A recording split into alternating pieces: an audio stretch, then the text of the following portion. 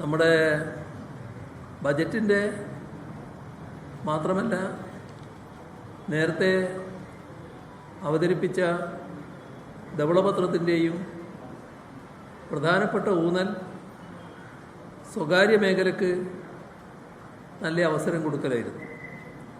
അതുതന്നെയാണ് ഇപ്പോൾ അവതരിപ്പിച്ച UDF സർക്കാരിൻ്റെ ആദ്യ ബജറ്റിലും കാണാൻ കഴിയുന്നത്.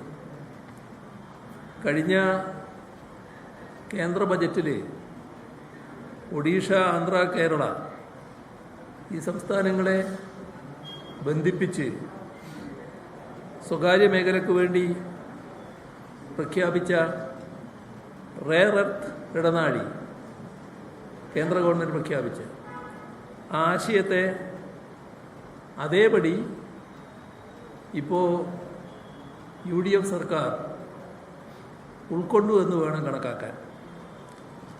അതാണ് ഈ ബജറ്റിൽ കാണാൻ കഴിയുന്നത്. മൈനർ ധാതുക്കളുടെ ഖനനം അതടക്കമുള്ള കാര്യങ്ങൾ എല്ലാം സ്വകാര്യ മേഖലയ്ക്ക് തുറന്നു കൊടുക്കുന്നതാണ് കേന്ദ്ര സർക്കാരിൻ്റെ നയം. അതുതന്നെയാണ് ഇപ്പോൾ ഈ ബജറ്റിൽ പ്രഖ്യാപിച്ച rare earth critical mineral corridor വഴി UDF സർക്കാരും പിന്തുടരുന്നത്. എന്നാൽ കഴിഞ്ഞ ബജറ്റിൽ LDF സർക്കാർ മുന്നോട്ട് വച്ചത് ഇതായിരുന്നില്ല. പൊതുമേഖല അധിഷ്ഠിതമായ റെയർ എർത്ത് ഇടനാഴി എന്ന ആശയമാണ് LDF സർക്കാർ മുന്നോട്ട് വച്ചത്. അത് അട്ടിമറിച്ചുകൊണ്ടാണ് കേന്ദ്ര സർക്കാരിൻ്റെ ആശയം അംഗീകരിച്ച് സ്വകാര്യവൽക്കരണത്തിനുള്ള നീക്കം ഈ ബജറ്റിലൂടെ പ്രഖ്യാപിച്ചിരിക്കുന്നത്. അതേപോലെ തന്നെ ബജറ്റിൽ പ്രഖ്യാപിച്ച മിഷൻ സമുദ്രയുമുണ്ട്. അതും ഇതിൻ്റെ ഭാഗമായി തന്നെ കാണേണ്ടതാണ്. കേരള മാരിടൈം പോളിസി വഴി കേരളത്തിൻ്റെ തീരത്തെ സ്വകാര്യ മേഖലയ്ക്ക് തീരെഴുതാനുള്ള ഗൂഢലക്ഷ്യമാണോ ഉള്ളത് എന്ന ആശങ്ക സ്വാഭാവികമായും ഉയർന്നു വരും. ഇപ്പോൾ സദേൺ കേരള എക്കണോമിക് കോറിഡോറിൻ്റെ പിന്നിലെ അജണ്ടയും ഇതായിട്ട് തന്നെ കാണേണ്ടതായിട്ടുണ്ട്. ഇവിടെ ഫിഷറീസ് സബ് പ്ലാൻ പ്രഖ്യാപിച്ചിട്ടുണ്ട്. അപ്പോൾ നമ്മുടെ തീരദേശവാസികളുടെ കണ്ണിൽ പൊടിയിട്ട് മറ്റ് അജണ്ടകൾ നേരത്തെ പറഞ്ഞ തരത്തിൽ നടപ്പിലാക്കാനാണോ ഉദ്ദേശിക്കുന്നത് എന്ന് സംശയിക്കേണ്ടതായിട്ടാണ് ഇരിക്കുന്നത്. മറ്റൊരു വളരെ പ്രധാനപ്പെട്ട കാര്യം കേരളത്തിൻ്റെ ഭൂപരിഷ്കരണ നിയമം അട്ടിമറിക്കാനുള്ള നീക്കമാണ്. ഇത് അതീവ ഗൗരവമായി കാണേണ്ട കാര്യമാണ്. സ്വകാര്യ കുത്തകൾക്ക് വേണ്ടി ലാൻഡ് മാനേജ്മെൻറ്റ് നയം ആവിഷ്കരിക്കാനാണ് ഉദ്ദേശിക്കുന്നത്. ഇപ്പോൾ ഭൂപരിഷ്കരണം 2.0 എന്ന ബജറ്റ് പ്രഖ്യാപനം ഒരു മറയുമില്ലാതെ ഈ കാര്യമാണ് വ്യക്തമാക്കിയിട്ടുള്ളത്. നമ്മുടെ നാട്ടിലുള്ള സ്വകാര്യ കുത്തകകൾക്കടക്കം പല കാര്യങ്ങൾക്കും പ്രതിബന്ധം സൃഷ്ടിക്കുന്ന ഭൂപരിഷ്കരണ നിയമം, ആ നിയമമാകെ പൊളിച്ചെഴുതുക, അതിൻ്റെ പിന്നിലെ രാഷ്ട്രീയം വ്യക്തമാണ്.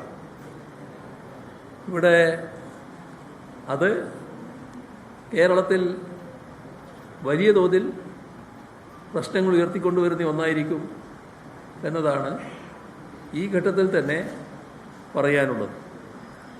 അതോടൊപ്പം തന്നെ നമ്മുടെ നാട് നേടിയിട്ടുള്ള ഒട്ടേറെ നേട്ടങ്ങൾ, അതിൻ്റെയെല്ലാം യഥാർത്ഥ അടിസ്ഥാനം നാം പാസാക്കിയ, നമ്മുടെ നാട് പാസാക്കിയ ഭൂപരിഷ്കരണ നിയമമാണ് എന്നത് എല്ലാ സാമൂഹ്യ പരിഷ്കർത്താക്കളും അംഗീകരിക്കുന്ന കാര്യമാണ്. ഇവിടെ ബജറ്റിലിപ്പോൾ health and life science city പ്രഖ്യാപിച്ചിട്ടുണ്ട്. ഇതും സ്വകാര്യവൽക്കരണത്തിൻ്റെ യുക്തിയാണോ പിൻപറ്റുന്നത് എന്ന് ശങ്കിക്കേണ്ടതായിട്ടുണ്ട്. ആശുപത്രികൾ, ഫാർമ മേഖലയിൽ സ്വകാര്യ കമ്പനികൾ, ഇവരെയൊക്കെ മാടി വിളിക്കുന്ന നയമാണ് ബജറ്റിലുള്ളത്. നാം നമ്മുടെ കേരളത്തിൽ കാണുന്നൊരു വസ്തുതയുണ്ട്. അത് ചില അന്താരാഷ്ട്ര ഭീമന്മാർ, KKR പോലെ, ബ്ലാക്ക് സ്റ്റോൺ പോലുള്ള വൻകിട കമ്പനികൾ, ബഹുരാഷ്ട്ര കുത്തകകൾ കേരളത്തിലെ സ്വകാര്യ ആശുപത്രികൾ കൈയടക്കാൻ നടത്തുന്ന ശ്രമമാണ്. അത് നേരത്തെ തന്നെ കേരളീയ സമൂഹം ശ്രദ്ധിച്ച കാര്യമാണ്. അത് ഒരു ഭാഗത്ത് നിൽക്കുമ്പോൾ അവർക്കെല്ലാം പച്ചക്കൊടി കാണിക്കുന്ന ഒരു സമീപനം ഈ ബജറ്റിലൂടെ വരികയാണ്. സർക്കാർ ആശുപത്രികളെ ശാക്തീകരിക്കുന്ന പ്രഖ്യാപനമൊന്നും ഈ ബജറ്റിൻ്റെ ഭാഗമായി കാണാൻ പറ്റിയില്ല. മറ്റൊരു പ്രധാനപ്പെട്ട കാര്യം, കേന്ദ്ര ഗവൺമെൻറ് പ്ലാനിംഗ് കമ്മീഷൻ പണ്ടേ നിർത്തലാക്കി. അവർ പ്ലാനിംഗ് കമ്മീഷൻ നിർത്തലാക്കുക മാത്രമല്ല, നീതി ആയോഗ് അതിന് പകരം സംഘടിപ്പിച്ചു.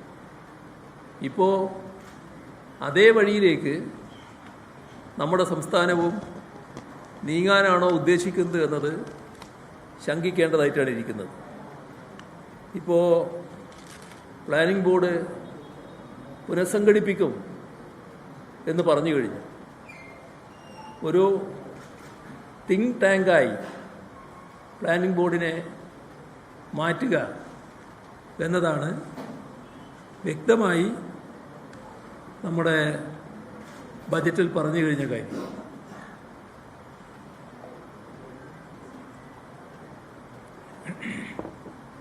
ഇത് കൃത്യമായ കേന്ദ്ര നയമാണ്.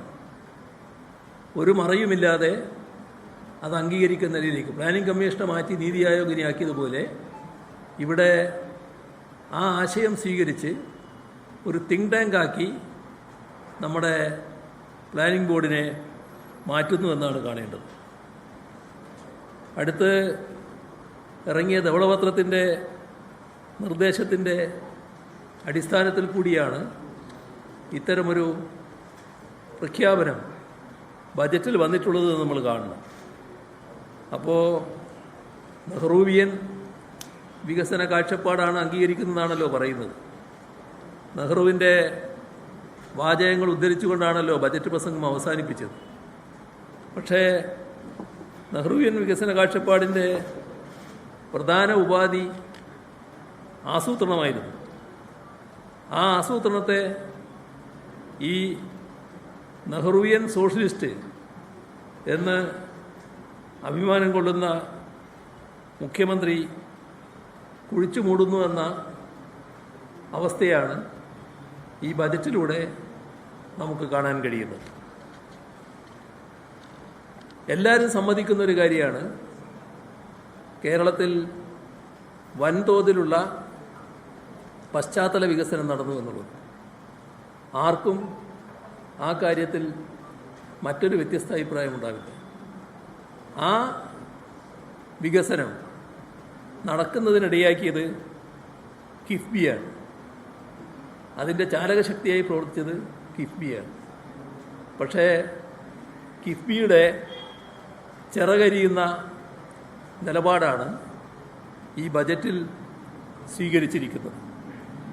കിഫ്ബി പദ്ധതികൾക്ക് ഫണ്ട് കണ്ടെത്തേണ്ട ബാധ്യതയെപ്പറ്റി പഠിക്കാൻ വിദഗ്ധ സമിതിയെ വെക്കും എന്നാണ് ബജറ്റിലെ പ്രഖ്യാപനം.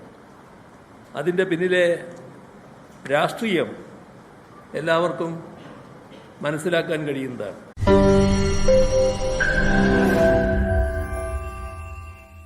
ലോകത്തെവിടെയായാലും ഏത് സമയത്തും 24 വാർത്തകളും ഓഗ്മെന്റഡ് റിയാലിറ്റി പാക്കേജുകളും എക്സ്പ്ലെയിനറുകളും വിശദമായി കാണാൻ ഞങ്ങളുടെ യൂട്യൂബ് ചാനൽ നിങ്ങൾക്ക് സബ്സ്ക്രൈബ് ചെയ്യാം.